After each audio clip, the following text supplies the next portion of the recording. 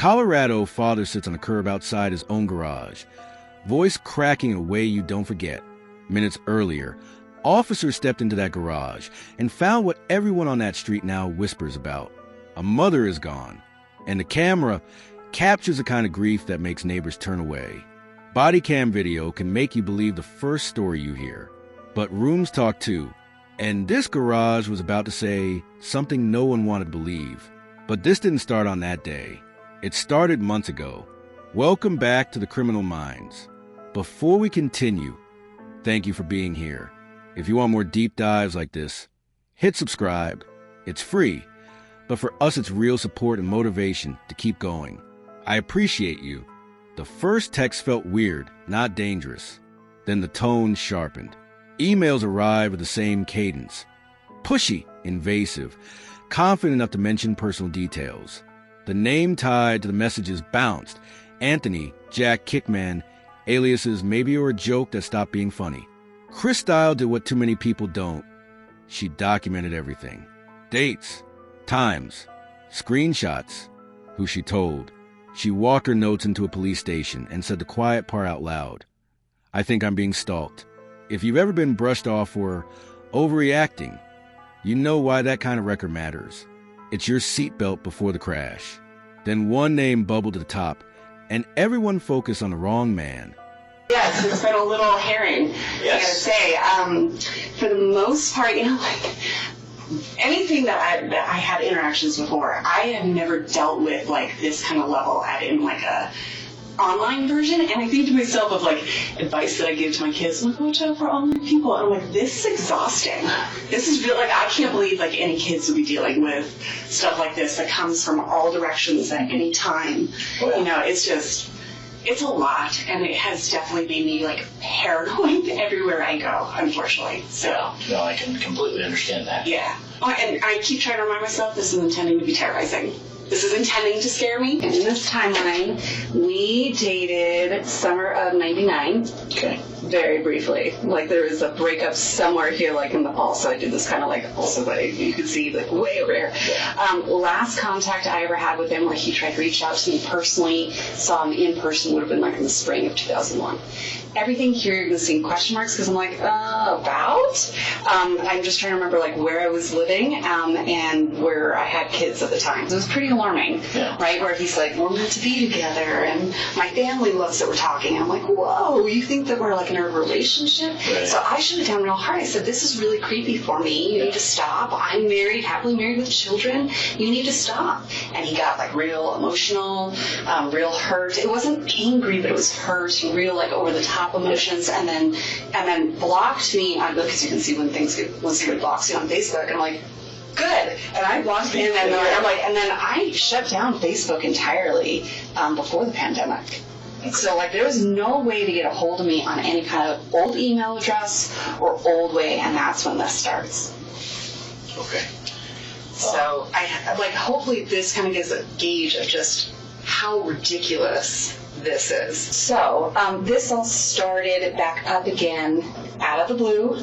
Again, he did not have my cell phone number ever, because the number I have, even though I've had it forever, was after these contacts, right? So like he never had my phone number or my email, though I have to tell you, I have a really unique name. It's really easy to find me online. Yeah, no doubt. Like really easy to find me. So he probably could have done just a comprehensive Google search. But what is important is that it started October 2nd and 3rd. The only thing that was really alarming about this one was I was like, what do you mean you looked me up? And I immediately got a sense that something is not, especially after this last interaction where I'm like, you're pretty delusional and you're coming out again of the woodworks and now going above and beyond to really find me. And then when I didn't respond, and you'll see, so this is on Monday at 1, and when I don't respond, then immediately the next day it just keeps going.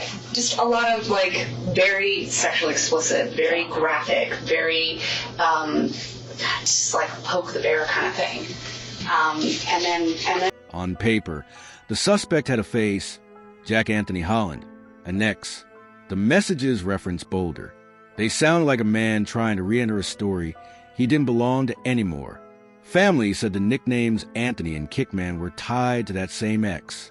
Detectives moved fast the day Christile went silent. They found Jack. He sounded confused, maybe intoxicated. But confusion isn't a crime. Location is. Receipts and other proof showed Jack wasn't anywhere near Broomfield when the attack happened. The most obvious suspect turned into the most useful control variable. Not him. Which meant someone else wore his name like a mask. I'm going to ask you a couple of names to see if you recognize any names. Okay. Have you ever heard of the name Crystal Krug? She may have been Grimsrod when you knew her. Yeah. And do you know a Daniel Krug? No. No? How do you know Crystal? She was an ex-girlfriend. She's an ex-girlfriend? How long's the ex? Like how long ago? 1999. Oh, so like a long while ago. She was my very first girlfriend ever. Oh, okay. Yeah. When was the last time you talked to Crystal? Has it been a minute? It's been a minute, yeah. Like since you moved from Durango? Yeah. Yeah. So that would have been what, back in 2014? Yeah. Have you had any contact with anybody in that area since? Anybody, No. or have they contacted you at any time? No.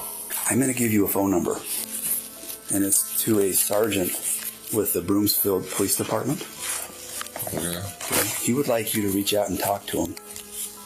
All right.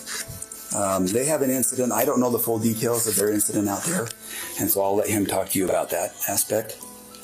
He had asked us to come out here to your house and talk with you. They were debating on, you do have an active warrant out of Broomfield Police Department, and they were debating on if they were going to have us arrest you or not. They are not going to have us arrest you on it. I'm going to advise you of the fact that you do have a warrant out of Colorado, and you can talk to this sergeant about the details of it, if that makes sense, when you call and talk to him. It was December 14th, 2023, a day with a detective meeting on the calendar to discuss the stalking case. Then the silence. People who answered fast didn't answer at all. Calls stacked up without the comfort of a read receipt. Police rolled to the house, expecting to knock and be embarrassed. Instead, they stepped into a garage that told a different story. The violence wasn't online anymore. It lives in this room now. Outside, Daniel Krug sat huddled, devastated, asking questions no one can answer in the driveway. If you watched the body cam alone, you'd swear the ending was already written. But digital evidence doesn't cry. It just points. And inside that house was a silent witness with a power cord. The family camera system became the next narrator. Investigators noticed an internet outage that synced with the window when someone was in the home with Christile. One camera's view looked partially covered, as if someone tried to blind it. That's not a random glitch. That's intent. People who stumble into crime scenes don't cover cameras. People who plan for them do. If you've ever wondered how detectives separate panic from planning, this is one of the lines they draw. And the other line was hiding in an IP log that didn't care about anyone's feelings. For weeks, those messages had a rhythm. New address, new email, new number, same goal, fear. When the text pulled headers and records, patterns emerged. Then a heat map bloomed where no one wanted it to. The IP address is tied to harassment traced back to Daniel's workplace. You don't need to be a cyber expert to feel the floor shift on that reveal. The stalking wasn't an ex with a grudge from another city. The digital trail looped back toward the one person standing in the driveway, saying he was losing his mind. Interviews sound different after that kind of pivot. What's your guys' interactions been like leading up to this? Distant. I felt like she was keeping secrets away. She didn't tell me about the command. She keeps disappearing for hours. I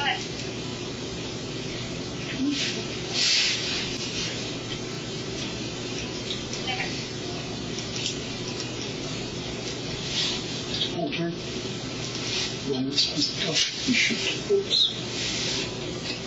Didn't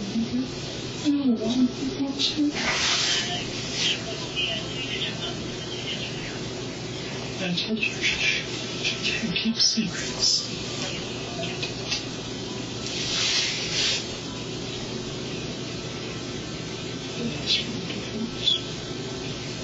What did she say when you told her?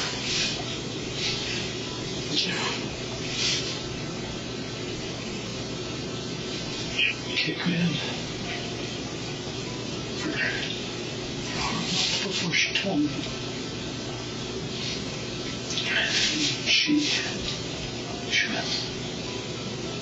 She would leave and be gone for so long. Last night?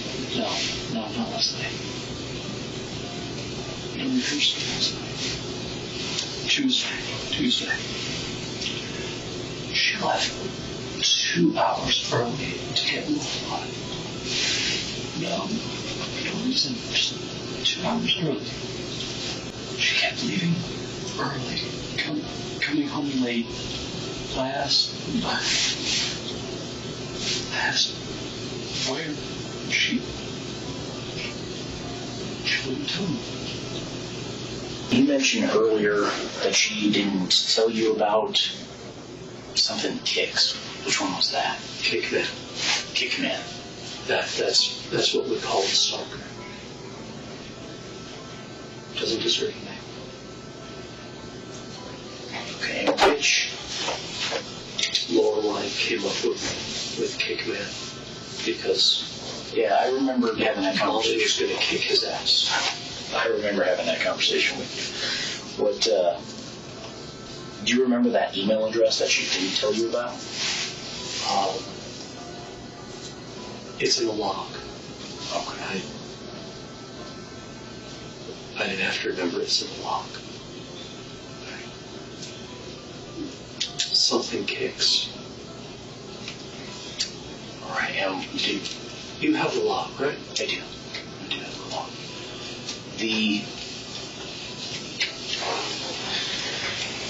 Make sure I'm getting the timeline right again.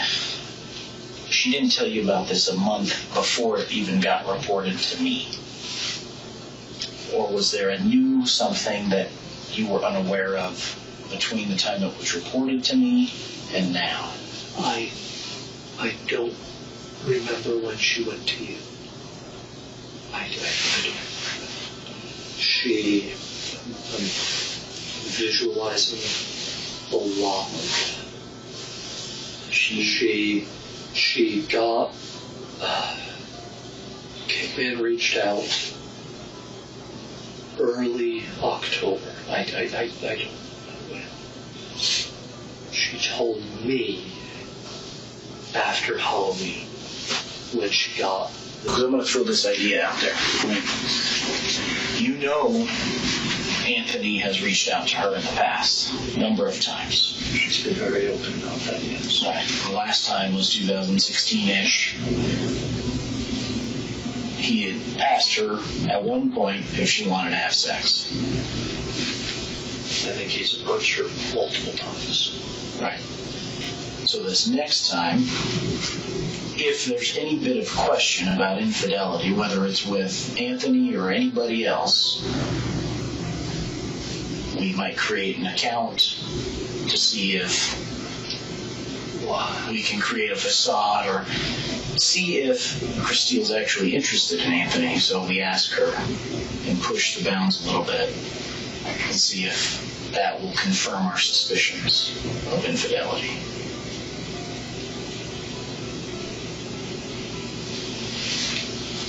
You don't get the response and the openness you once did for about 28 days, from October 2nd to October 31st.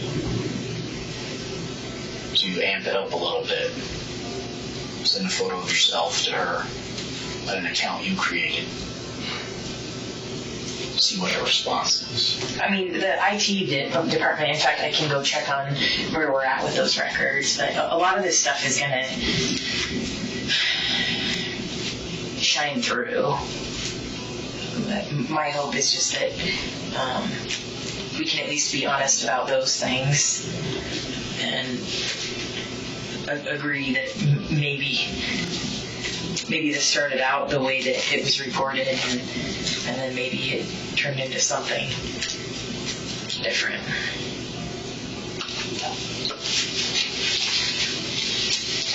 Because that would suggest that I would put my children through this. We were drilling the kids on what to do if we set them up. That they had to pair up, they had to run. I'm looking into counseling for the kids. Figure out when the heck to start that.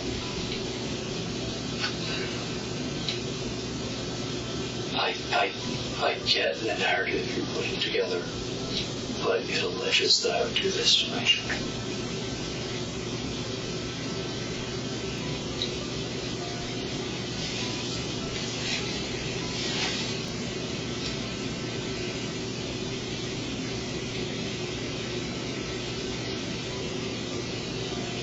But I think ultimately what happened today would bring you the closest to your children that you've probably ever been in your mind. I'm very close to my children.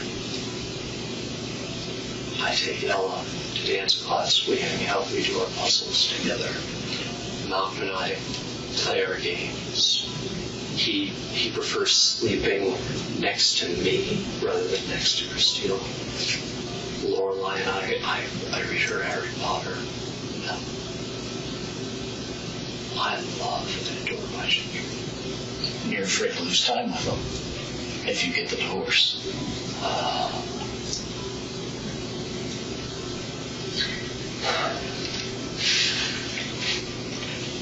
Well, provide us a different explanation then. We know it's not Kickman. If you were watching these facts unfold in front of you in a movie, what would you say happened? There has to be someone that was able to turn off the cameras, that was able to access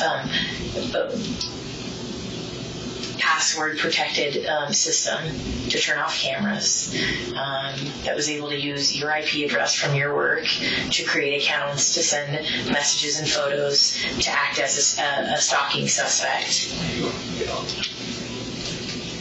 Well, tell me. Help me make sense of it. I don't know. I'm not the one who does this. I'm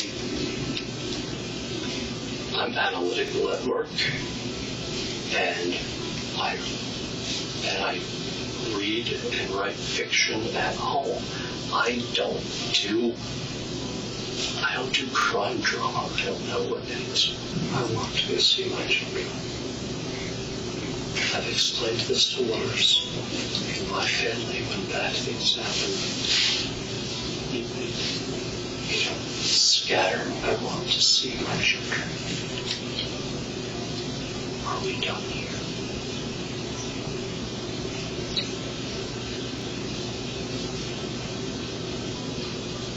Are we done here?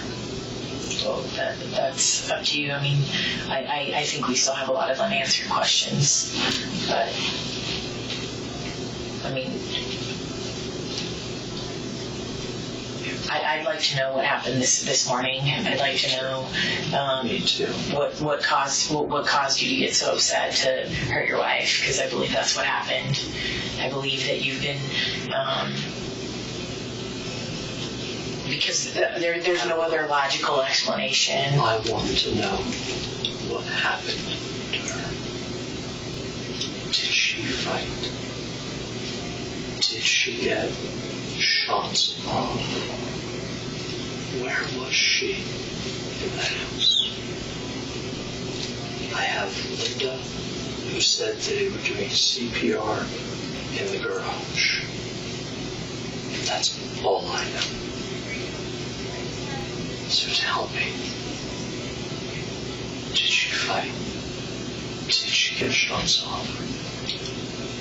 Where is she in that house? We haven't been there to know. And there's only one person in this room that can tell us. Detective King Solomon and I have been here with you.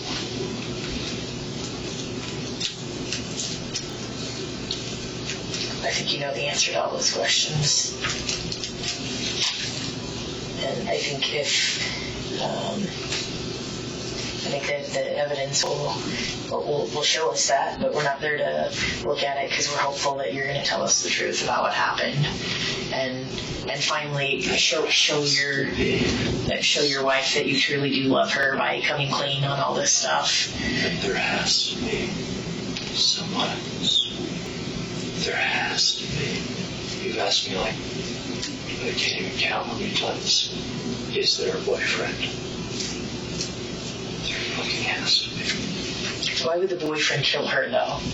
Because if the boyfriend wanted to be with her, I don't know, I've seen a lot of crime drama. I know you don't. But if the boyfriend wanted to be with her, he would want to eliminate you. And I don't think they can mistaken you for him. No. Or her. I mean, I don't think you guys look alike. So, I mean, why would a boyfriend who is spending time with, let's just use your theory, probably having sex with, probably good sex because it's a fair sex, probably hearing her talk about how she wants to divorce you and is making plans to divorce you, why in God's name would that boyfriend then come over to her house and kill her? I have no idea. Maybe she got cold feet. Maybe she was tired of that. Maybe she had to. I don't know. I think you got confirmation or found out that she had a boyfriend this morning, or something happened that pissed you off, and you did something that you regret now because you can't go back.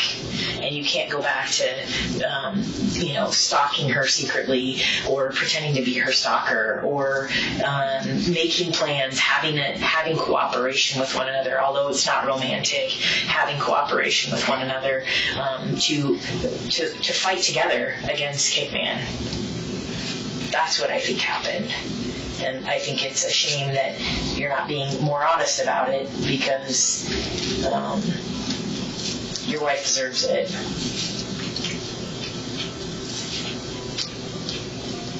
I've answered all of your questions that I can. Please let me know when I can return to my house. I need to figure out what the heck to do for it all. I need to take care of my children. You have your theory. It is wrong. Please find the right one. Detectives asked about the aliases, about the Kickman name his daughter mentioned, about whether those test accounts were experiments. Did he create them to see if she'd respond to her ex? It's the kind of question that isn't really a question. It's a mirror.